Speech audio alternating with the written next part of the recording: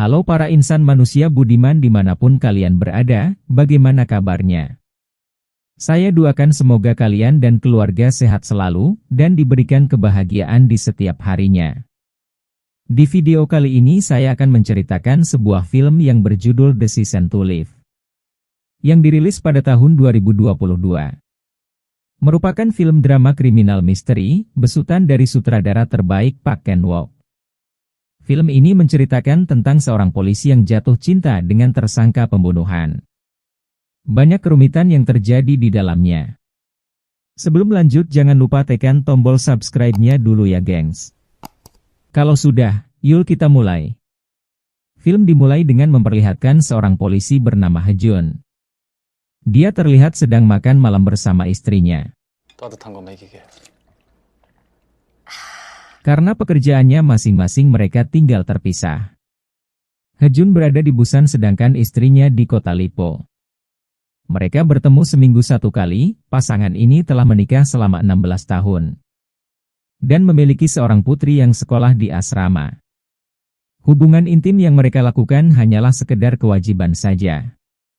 Hejun sedang menangani kasus seseorang yang jatuh dari pendakian gunung. Korbannya bernama Kim Do-soo. Ia jatuh pada hari Senin pukul 10 pagi. Hejun merupakan polisi yang cerdas dan teliti. Dia juga suka mempraktekkan langsung kejadian perkara tersebut.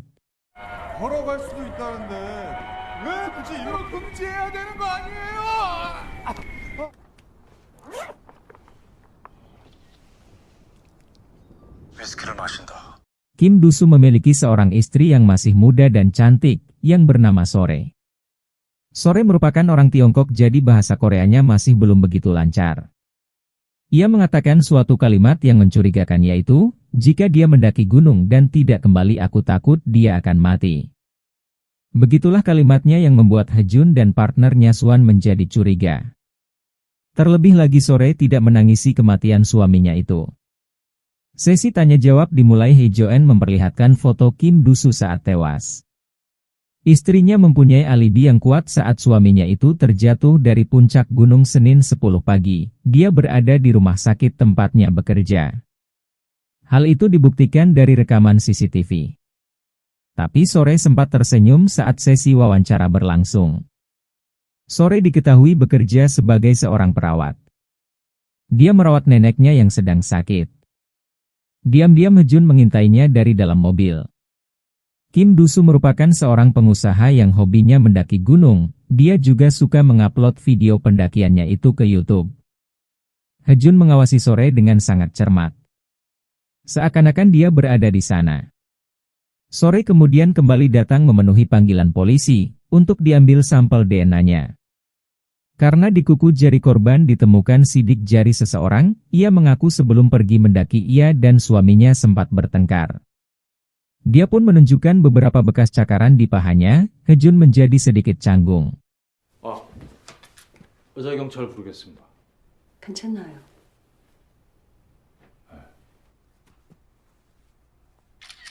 Karena itulah di kuku jari korban ada sidik jarinya Sore. Untuk memudahkan komunikasi, Sore menggunakan aplikasi penerjemah dari ponselnya.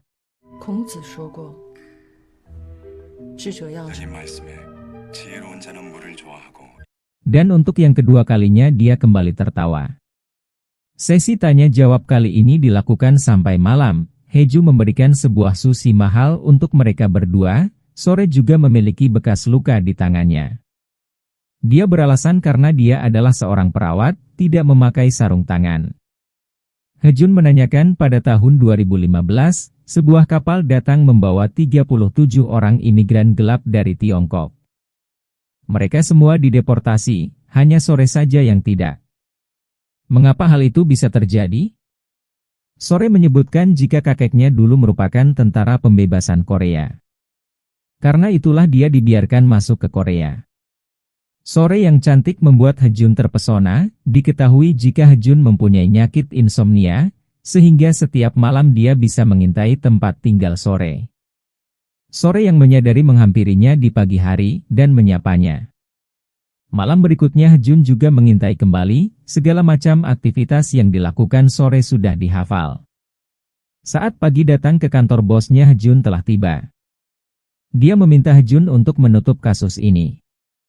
Karena tidak ada bukti yang memberatkan Sore, jadi Kim Dusu dianggap bunuh diri. Saat pulang ke rumah istrinya, Hejun sempat mengirim pesan kepada Sore, ada informasi yang didapat jika Sore telah membunuh ibunya sewaktu dulu. Hejun pun datang ke rumahnya, di sana Sore menceritakan kejadian yang sebenarnya. Dulu dia bersekolah di perawat. Cita-citanya adalah untuk menjadi perawat profesional, demi merawat ibunya yang sedang sakit. Ibunya meminta Sore untuk tinggal dengan kakeknya di Korea. Tapi sebelumnya dia meminta anaknya itu untuk membunuh dirinya. Sore menuruti permintaan ibunya, dia memasukkan 4 butir obat yang bernama fentanyl ke dalam infusannya. Fentanyl itu sampai sekarang masih disembunyikan oleh Sore di abu milik ibu dan kakeknya yang sudah meninggal. Sore kemudian memberikan bukti baru kepada Hejun, surat wasiat yang ditulis suaminya yang menyatakan keinginannya untuk bunuh diri. Sore juga menceritakan alasan sebenarnya kenapa dia tidak jadi dideportasi pada waktu itu. Itu semua karena Kim Do-soo tertarik dengannya, dia boleh tinggal di Korea, tapi harus menjadi istrinya. Sin beralih ke sebuah restoran di mana Hejun dan anak buahnya minum-minum di sana. Swan yang mabuk kemudian datang ke rumah Sore, dia membuat kekacauan di sana. Hejun yang merasa bersalah kemudian membantu Sore untuk membereskan rumahnya. Hejun juga menyatakan secara resmi jika membebaskan Sore dari segala tuduhan.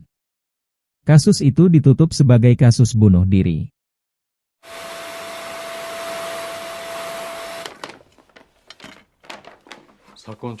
왜요? Tapi Hejun merasa berat, karena dengan begitu dia tidak dapat lagi bertemu dengan Sore. Jadi dia mengajak Sore untuk datang ke rumahnya. Hejun membuatkan masakan di sana.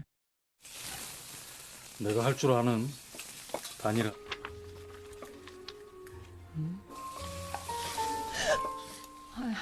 Hejun yang setiap malam tidak bisa tidur menghabiskan waktunya dengan melihat foto-foto kasus yang ditanganinya. Kemudian Sore mengajukan sebuah pertanyaan yang mendalam kepada dirinya. Apakah orang Korea yang sudah menikah akan berhenti untuk menyukai seseorang? Hejun hanya bisa terdiam. Keesokan malamnya Sore datang kembali ke rumah Hejun, dia mencopot foto-foto kasus di sana yang sudah diselesaikan oleh Hejun. Tujuannya agar Hejun bisa tidur dengan tenang malam ini. Tapi saat dia mau mencopot foto dirinya, Hejun menghalanginya secara spontan. Hejun bilang jika Sore sangat cantik. Akhirnya Sore membiarkan Hejun untuk menyimpan beberapa foto miliknya. Sore juga datang ke kamar Hejun untuk membantunya tertidur. Caranya adalah dengan mengatur tarikan nafas mereka dan menyelaraskannya, sehingga tarikan nafas mereka terdengar bersamaan.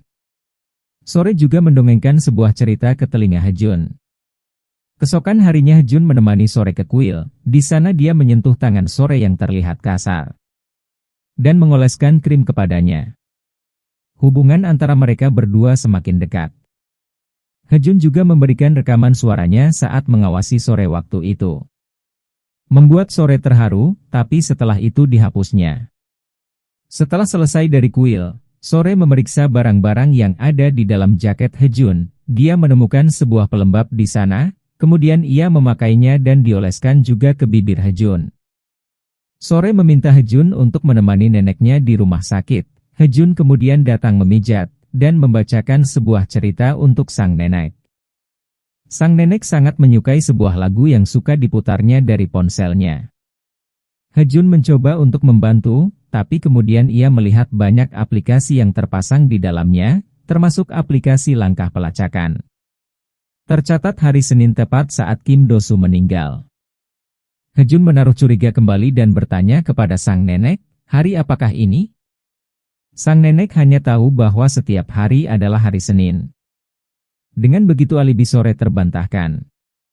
Hejun mulai mempraktekkan apa yang dilakukan Sore pada waktu itu. Dia benar datang pukul 7 pagi, masuk ke dalam, menukar ponsel miliknya dengan ponsel si nenek. Kemudian keluar lewat jendela belakang, sehingga tidak terekam CCTV. Sore menaiki sebuah bus menuju pegunungan yang akan didaki suaminya. Kemudian dia memulai pendakiannya lebih awal dari jadwal suaminya datang, tapi karena gunung itu licin dia sempat terpeleset di sana, dan berusaha naik sehingga membuat telapak tangannya menjadi kasar akibat terluka. Sesuai dengan waktu tinggal menunggu suaminya sampai ke puncak, Sore memutar dari belakang kemudian naik yang melihat suaminya sedang duduk santai, lalu dia mendorongnya jatuh ke bawah.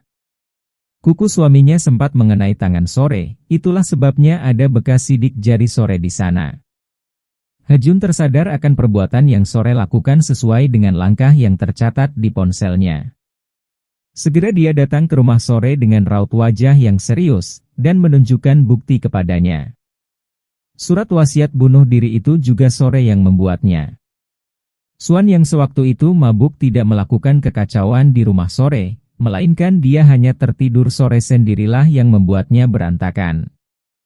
Hejun menjadi kecewa apa benar Sore mendekatinya hanya untuk menghilangkan bukti-bukti, seperti foto yang dibakar dan rekaman suara yang dihapus. Nalurinya sebagai seorang polisi ternyata selama ini benar, jika Sore yang membunuh suaminya. Hatinya hancur, tapi dia tetap membiarkan Sore bebas. Menyuruhnya untuk membuang ponsel itu ke laut yang dalam. 1 tahun berlalu, Hejun memutuskan untuk kembali ke rumah istrinya di kota Lippo. Dia tetap bertugas di sana sebagai seorang polisi. Tapi istrinya bilang semenjak Hejun kembali dia terlihat murung.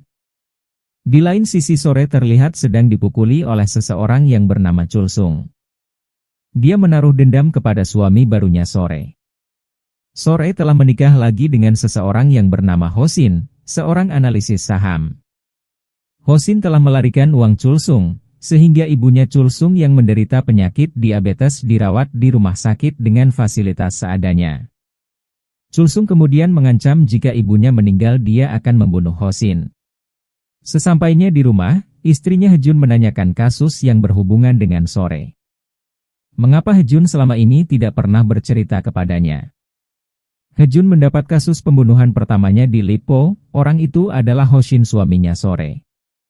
Dia tewas terduduk di pinggir kolam renang, Hejun menyimpulkan jika pelakunya bertangan kidal. Ia menemui Sore yang berada di pinggir laut, bertanya apa tujuan sebenarnya dia datang ke Lippo. Hejun juga mengancam kali ini dia akan membongkar alibinya, dan sekali lagi Hejun menginterogasi Sore untuk pembunuhan suami keduanya. Sore memberikan pernyataan jika suaminya memiliki banyak hutang. Dia menikah dengan Hosin adalah untuk melupakan Hejun. Kedatangannya ke Lippo adalah untuk menghindari kreditur. Sebenarnya nasib Sore ini sangat kasihan. Pertama, dia menikah dengan lelaki tua dengan terpaksa. Yang kedua, suaminya terlilit hutang sehingga dia menerima banyak pukulan. Malam harinya Hejun datang ke rumah Sore, dan langsung disambut dengan sebuah pelukan. Hejun datang mencari barang bukti di sana, dia mencari baju yang dipakai Sore saat suaminya terbunuh. Baju berwarna biru dengan kancing di lengannya. Sore menceritakan saat pulang ke rumah dia melihat kolam renangnya sudah berwarna merah darah. Dia mengeringkan semua airnya dan menemukan jasad suaminya di sana. Dialah yang menggeser tubuh suaminya itu untuk didudukan. Sore juga membersihkan kolam, menyikat darah yang menempel. Setelah itu dia membakar bajunya. Tapi Hejun berhasil menemukan bekas kancing baju yang terbakar. Hal ini akan memberatkan Sore di penjara nanti. Hejun juga menyita jam tangan Sore yang biasa dipakai untuk merekam. Mereka berdua berada dalam satu mobil yang sama, dengan tangan terborgol. Polisi menemukan Chulsung yang diduga sebagai tersangka utama, karena dia pernah meminjamkan uang dalam jumlah yang banyak kepada Hosin. Dia juga bertangan kidal, ibunya Chulsung telah meninggal dunia akibat perawatan di rumah sakit seadanya. Karena uang dia sudah dihabiskan oleh Hosin. Hejun mencurigai Chulsung menyuruh Sore untuk membunuh Hosin. Tapi Chulsung membantahnya. Dia juga membuat alibi, jika saat Hosin terbunuh dia berada di tempat lain. Istrinya Hejun menemukan beberapa kejanggalan dengan suaminya. Terlebih lagi dia menerima telepon dari Hosin sebelum dia meninggal. Sehingga itu membuat dia bersikap dingin kepada Hejun. Di lain sisi Hejun menerima berkas rekaman dari jam tangan Sore yang sering membicarakan dirinya. Sore memang benar-benar mencintai Hejun. Dia juga sempat menangis beberapa kali ketika mengingat Hejun. Hejun kemudian menemukan bukti jika Sore melemparkan sebuah ponsel ke laut. Saat dia akan mengkonfirmasinya dengan Sore, Sore meminta Hejun untuk datang ke Gunung Homi. Sore berniat untuk menebarkan abu ibu dan kakeknya di sana. Namun dia takut ketinggian, jadi dia meminta bantuan Hejun. 뿌려주세요. 이제 내 손도 좀. Setelah selesai, Hejun berdiam diri dan memejamkan matanya. Sore datang memeluknya dari belakang. Ternyata dia masih menyimpan ponsel yang waktu itu menjadi barang bukti terakhir. Dia tidak membuangnya, malah memberikannya kepada Hejun. Untuk membuka kasus itu kembali, mereka berpisah di sana. Hejun kembali ke rumahnya, menemukan istrinya yang akan pergi dari rumah. Istrinya yang kecewa terhadap Hejun kemudian memutuskan untuk pergi dengan pria lain.